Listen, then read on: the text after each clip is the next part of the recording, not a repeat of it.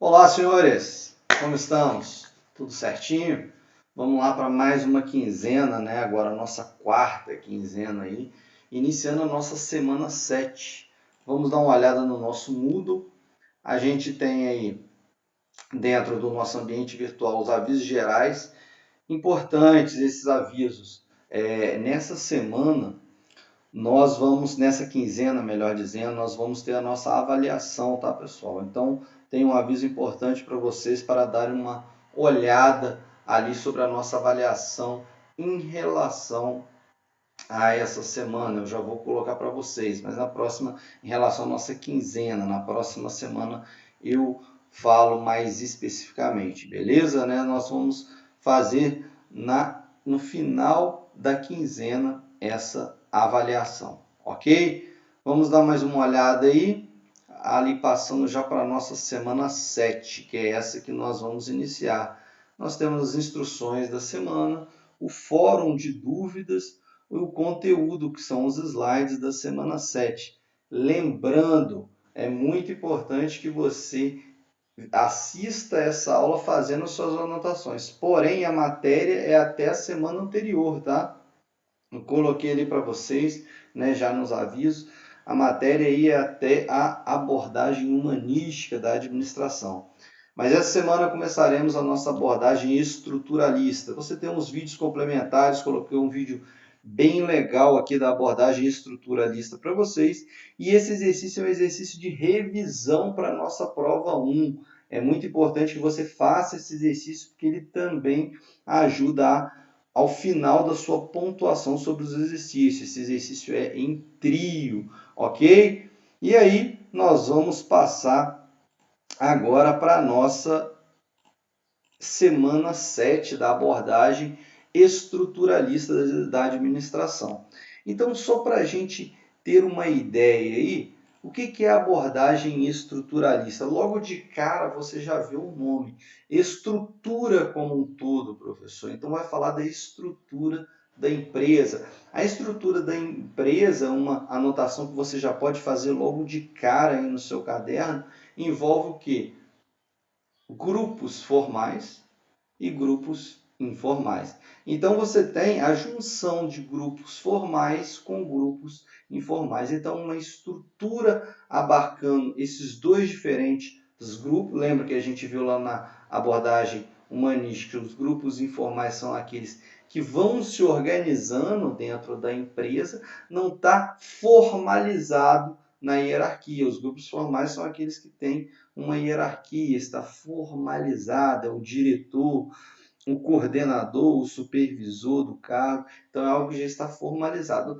Na abordagem estruturalista nós vamos ter o todo aí, né? Então, só para a gente já começar, né, a organização aí enquanto uma unidade social, envolvendo esses dois diferentes grupos que eu falei para vocês, os grupos formais quanto os grupos informais. Qual que é a ideia? A ideia é que se tem uma interdisciplinaridade, que eu coloco para vocês, de todos os setores. Ou seja, que os setores eles possam se comunicar entre si. Por quê? O setor de pagamento, ele precisa do setor de pessoal para saber quem está trabalhando ou não. Então, a abordagem estruturalista ela vem para unir todos esses setores, né? Um exemplo esdrúxulo que eu sempre gosto de dar, e já apareceu no Fantástico, é aquele setor de pagamento que continua pagando o funcionário que já morreu há um tempo.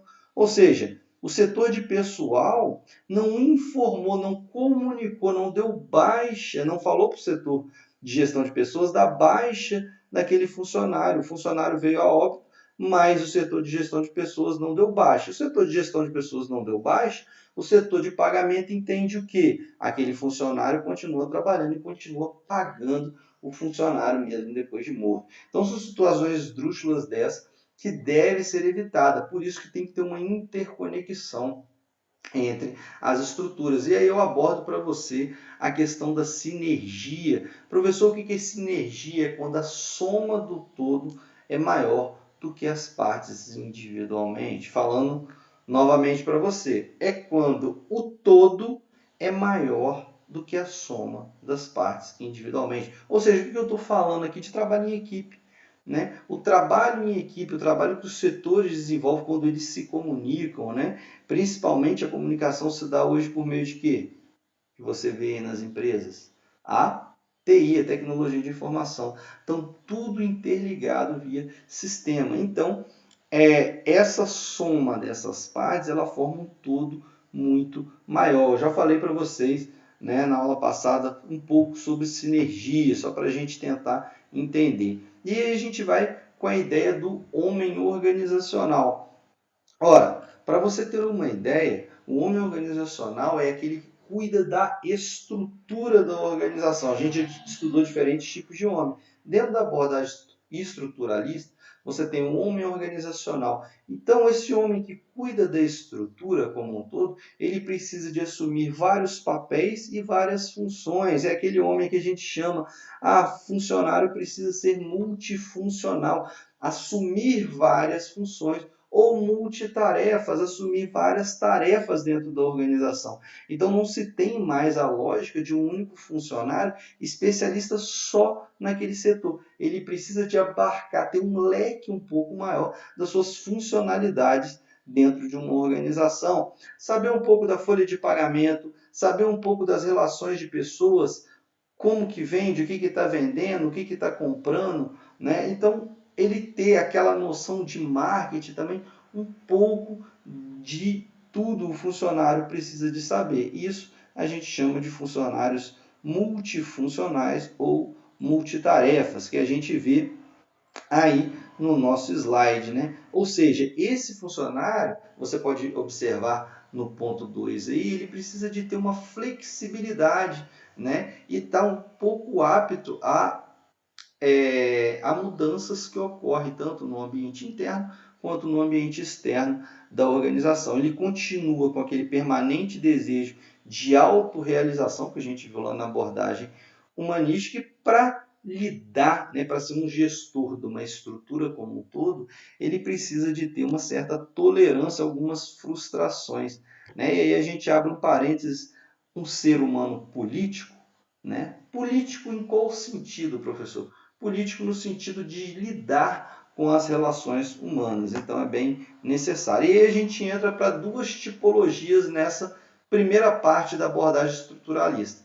A primeira tipologia de Etzioni, que ele fala da divisão do trabalho e poder das responsabilidades, coisas que a gente já está acostumado dentro de uma hierarquia de uma organização, porém Etzioni ele vem colocar como bem definida essa hierarquia com alguns centros de poder. Esses centros de poder, eles vão fazer o quê? Controlar, né? Passar a controlar e coordenar os diferentes pontos, né, os diferentes setores dentro da hierarquia de uma organização. E um ponto importante aqui, no geral, né, da abordagem de Etzioni, é que ele fala da substituição, realocação de pessoal. Aqui vale a pena você fazer suas anotações, porque a gente está falando, nós vimos, né, na abordagem humanística que os funcionários, às vezes você precisa entender um pouco a psique, né, o lado social do funcionário, que às vezes ele não está se adaptando a determinado setor. Não necessariamente esse funcionário é ruim, ele precisa de uma realocação no mercado. Né? Igual a sala de aula de vocês têm alunos que às vezes se dão bem mais na matéria de exatas, outros alunos que se dão melhor em matéria de humanas, né? Outros mais nas ciências biológicas, químicas, enfim. Né? Então você precisa de adaptar também o funcionário a determinado tipo de setor, porque nem todo funcionário, apesar de ser um pouco multifuncional, que precisamos hoje em dia, nem todo funcionário se adapta àquele determinado setor. Então é isso que fala no nosso último ponto aí, você realocar, né? Aqui entrou o negocinho aqui do Firefox, mas enfim, agora apareceu. É você realocar aquele funcionário. Às vezes o funcionário também ele já está tantos anos na empresa, ele precisa de alcançar cargos maiores, dar maior responsabilidade a esses funcionários e às vezes é responsabilidade também com a promoção desses funcionários. E aí ele fala de 4 organizações. A gente tem a primeira ali, as organizações coercitivas. É o poder da força física, poder imposto por meio da força física. A gente tem o quê? Campos de concentração, prisões, né? Essas são as organizações coercitivas de Etzioni. As utilitárias, remuneração como base de principal controle, né? Você tem aí as organizações mais tradicionais, as empresas e o comércio. Ou seja, eu estou remunerando, os funcionários estão trabalhando. Então, a principal forma de controle é a remuneração dos funcionários. Empresas baseadas no lucro, é o que a gente mais está acostumado. O terceiro tipo aí que ele coloca são as organizações normativas. Professor, como assim as organizações normativas? Utilizam sempre esse controle moral dos participantes. Quem que utiliza hoje o controle moral? Você tem algum tipo de igrejas, universidades, porque eu estou fazendo algum tipo de controle baseado em algo não talvez tão palpável, né? Uma instituição moral, no caso a igreja, você tem aí algumas universidades, né? Aquele conhecimento pautado, né? Em alguma cientificidade, né? Nas relações aí dos saberes.